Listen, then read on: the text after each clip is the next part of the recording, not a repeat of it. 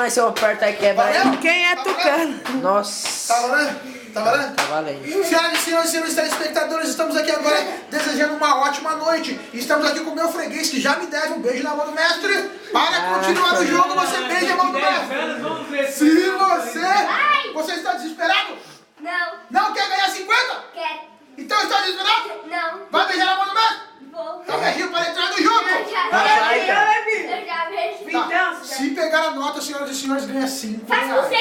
100 reais. 5 reais? Você tá Não, faz com 100 tá achando que isso é reais. capim? Isso aqui é uma onça, não é capim. 5 reais se pegar a nota. Se pegar a nota 10 vezes, você ganha 50 reais. Se não pegar a nota, põe a mão mais pra baixo. Calma, relaxa! Não, pegou.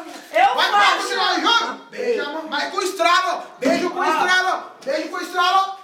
Aê, vai continuar o jogo. Vai. A Larissa, beija a mão. Quem é Bill? Quem é Bill? Esse tem até um babão, bota o Bill pra beijar. Criadores.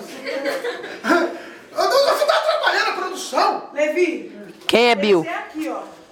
Por que A Bill? nota tem que ser a pontinha dela na mão. Você não é tá aqui no meio. doido? Você é louco? Aí é bom. Louco! É lógico que ninguém vai pegar assim. Não, ele quer pegar até em cima, até em cima. Eu pego. Por que Bill? Então tá bom, então faz. Eu pego, vai. Tá bom, Mas deixa eu ela não fazer tirou com nada. você.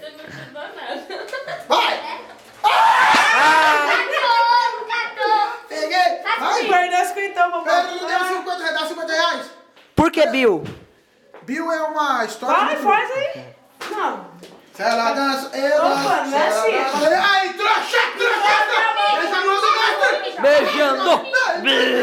Você perdeu. O que eu falei? Se eu Você nunca falei, não perdeu. vou te dar nada. Não, mas não vai dar, vai beijar a mão só. Você vai dar uma Vai. vez. Tem como Tá você aqui mais uma vez. Você quer segurar eu? É, Caralho. apontador retinho, preparado, apontado, parado, lá. apontou! Peguei, tô pra você. Não. Sempre Beija a mão. Para continuar o jogo, beija a mão. Não, dá aqui direto. Para continuar o jogo. Sempre há umas intrigas. Senhoras e senhores, nós vamos voltar no próximo bloco. Vamos ouvir agora os reclames do Plim Plim. E voltaremos com mais... Se segurar, ganha 50!